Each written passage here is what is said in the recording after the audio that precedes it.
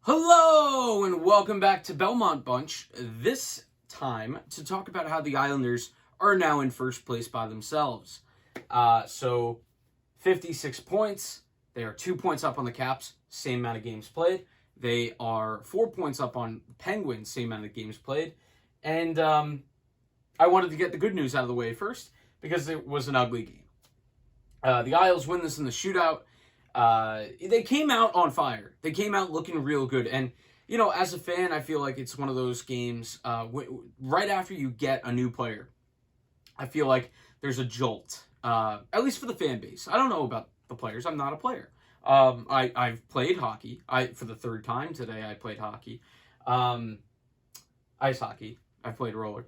But the Isles came out on fire, so it kind of looked like, not from those lines, the line, because that third line was the new acquisition line with Pajot, Zajac, and Palmieri. It was a kind of invisible game for that line, which is first game. I'm not going to get on them super quick because you know what? Nobody played that well. First period, I'll amend that in a second, but first period, the Isles come out of the gates on fire. They get 2 goals in quick succession. They're forechecking. They're creating chances. Leo Komarov, for God's sake, Leo Komarov continuing to look competent enough to stay on that line, according to Barry. What can I say? You know, it's worked to an extent. The rest of the game, it was kind of invisible, that line. But anyway, so the first goal, Ryan Pollock, great drive by Pollock to take it around the net when he didn't see anything initially and sees Brock Nelson on the back post. Brock Nelson shoots it towards the net. I believe it takes a deflection, goes up into, the toy department. And it's 1-0 Islanders. That's Nelson's 15th goals in back-to-back games. And good depth scoring, as you're seeing now. The goal totals for some of the guys that are really important to score are looking about where you would want them. Jordan Eberle makes it 2-0, like I said, off of a Komarov feed, where Komarov kind of no-looked it. I'm like, oh, is that Patrick Mahomes? Or that's a boring, hacky statement. But good pass by Komarov. Eberle roofs it. It's 2-0, and it feels like, oh my God, here we go. We're feeling good. And then we get a 5-minute power play off of a Samuel Morin boarding call. It's a dangerous play. It's not like the classic boarding of just like NHL, I guess, like what you think in NHL, where you're just full run into a guy who's got his back facing to you. It was more of not a cross check, but like a pushing a player that's off balance, already heading for the boards. It's a dangerous play. And yeah, 5-minute major, and the Islanders power play just barely outshoots the Flyers penalty kill. And the Islanders power play in this game was a problem throughout the game. Just not a lot of quick puck movement, sluggish, some real bad passes. When they just skate around for a bit, don't see anything, and then try to force something, and then it gets cleared. Really bad. And then, chances the other way. There was a breakaway that Sorokin stopped, and it's like, all right, pretty cool. Like, Sorokin heading the game, making a few good saves, and then that goes out the window when Nicholas Aube-Kubel, I finally got that name right, just kind of fires one at the net on the rush with nobody else up helping him. Whew. And Sorokin just, I think it hits his stick, he was trying to blocker it to the boards, and blockered it, I guess, and didn't get all of it, and it goes off his own stick and goes in. I have him in fantasy as well as watching him in real life, and that just hurt twice. That was really bad, and that's one of those, we talk about getting a save when you need it. He gave on the breakaway, and he taketh away on the flailing shot that might have been going wide anyway.